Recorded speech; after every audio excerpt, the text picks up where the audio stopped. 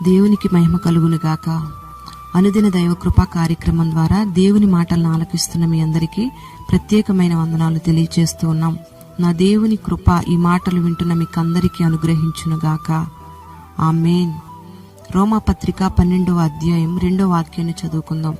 మీరు ఈ లోక మర్యాదను అనుసరించక ఉత్తమమును అనుకూలమును సంపూర్ణమునయున్న దేవుని చిత్తమేదో పరీక్షించి తెలుసుకున్నట్లు మీ మనస్సు మారి నూతన మగుట వలన రూపాంతరము పొందుడి. ఆమేన్. ఓసారి ఇశ్రాయేలీల ప్రజలందరూ నిబంధన మందసాన్ని కోల్పోయి సాధారణమైన ప్రజలుగా మారిపోతూ వచ్చారు. అంటే దేవునితో చేసుకున్న నిబంధనలన్నింటినీ మరచి దేవునికి విరోధమైన కార్యాలు, దేవునికి ఇష్టం లేని కార్యాలు చేయడం ద్వారా దేవుని యొక్క ప్రభావం వారికి దూరం అవుతూ వచ్చింది. అందుకే వారు ప్రభావం లేని సామాన్యమైన ప్రజలుగా మార్చబడుతూ వచ్చారు. వీళ్ళు దేవుడు ఏర్పాటు చేసిన యాజకత్వాన్ని తృణీకరించి ఈ లోక మర్యాద చొప్పున మమ్మల్ని పరిపాలించడానికి మాకు ఒక రాజు కావాలి, అతడు మాకు న్యాయం చేస్తాడు అని చెప్పి వీళ్ళు కోరుకుంటూ వచ్చారు.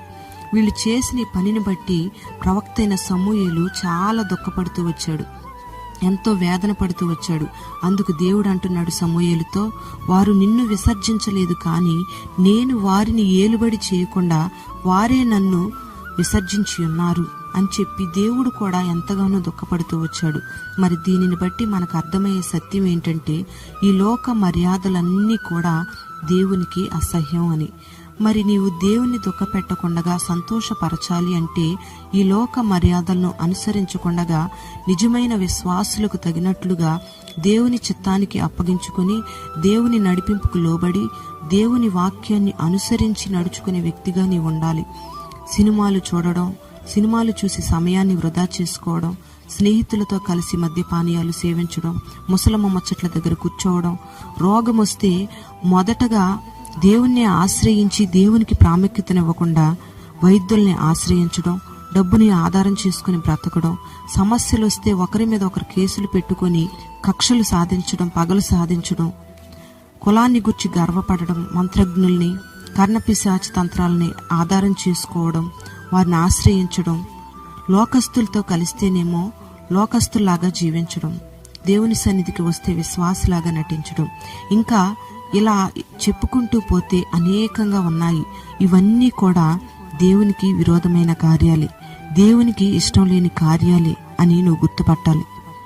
మరి మనమందరం కూడా దేవుని కొరకు ప్రత్యేకించబడిన ప్రభావం కలిగిన ప్రజలం కనుక మనమందరము చాలా జాగ్రత్తగా ఉండాలి. ఈ లోక మర్యాదలను అనుసరిస్తే దేవునితో చేసిన నిబంధనను మీరినట్టే. అంతేకాకుండా దేవుణ్ణి చాలా దుఃఖపెట్టిన వారంగా మార్చబడతాం. అందుకే ఈ లోక మర్యాదలన్నిటికీ కూడా మనం దూరంగా ఉండాలి. లోక మర్యాదలను కోరుకున్న ఇశ్రాయేలీలకు సౌలు రాజుగా నిర్ణయించబడ్డాడు. కానీ యుద్ధాలు వచ్చేసరికి చేతులు ముడుచుకొని కూర్చున్నాడు ఈ సౌలు రాజు. చేతగాని వానిగా మార్చబడ్డాడు. దేశమంతా కూడా మరణ భయం ఆవరించింది. మరి ఆ దినాలలోనే దేవుని శక్తి మీద ఆధారపడిన చిన్నవాడైన దావీదు సైన్యం లేకుండా, యుద్ధాయుధాలు లేకుండా యుద్ధం చేసి ప్రాణభయంతో ఉన్న దేశానికి జయాన్ని తెచ్చిపెట్టాడు.